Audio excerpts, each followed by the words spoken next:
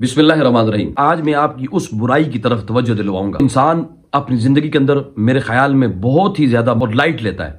یہ وہ برائی ہے کہ جس کی وجہ سے انسان مسلسل اپنے آپ کو دیگر گناہوں کی دلدل میں خود بخود دستا چلا جاتا ہے۔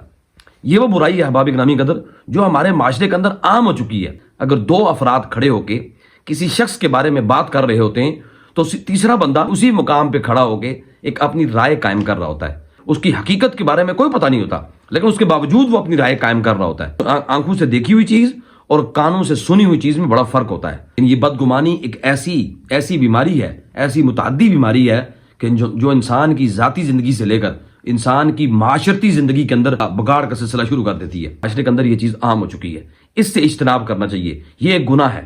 اللہ کے نبی نے فرمایا کہ بدگمانی سے بچو۔ نبی مکرم صلی اللہ علیہ وسلم نے فرمایا جو آدمی اپنے کسی بھائی کے عیب کو چھپاتا ہے، اللہ رب العزت اس کے عیب کو چھپاتا ہے، اور جو اپنے کسی بھائی کے عیب کو، اس کے راز کو افشاں کرتا ہے تو اللہ رب العزت بھی اس کے پردے کو چاک کر دیتا ہے۔ احباب گرامی قدر، اس لیے انسان کو ہمیشہ یہ کوشش کرنی چاہیے کہ کسی کی ٹو میں نہیں لگا رہنا چاہیے، بدگمانی نہیں کرنی چاہیے۔ یہ لفظ ٹو جو آپ سن رہے ہیں، یہ ایک ایسا کہ انسان کسی کے پیچھے مسلسل لگے رہنا اور اس کی مسلسل جاسوسی کرنا، اس بدگمانی سے انسان کو بچنا چاہیے۔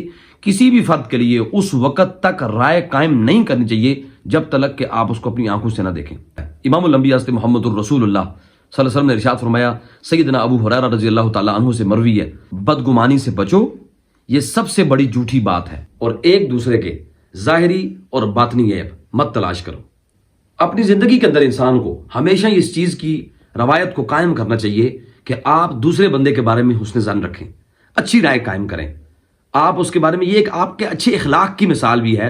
امام الانبیاء حضرت محمد الرسول اللہ صلی اللہ علیہ وسلم نے فرمایا کہ حسن ظن رکھا کرو۔ حسن ظن حسن عبادت میں سے ہے۔ کسی کے بارے میں اچھی رائے قائم کرنا، کسی شخص کے بارے میں حسن ظن رکھنا، گویا کہ یہ آپ ایک بہترین اپنی عبادت میں مصروف ہیں۔ جزاک اللہ۔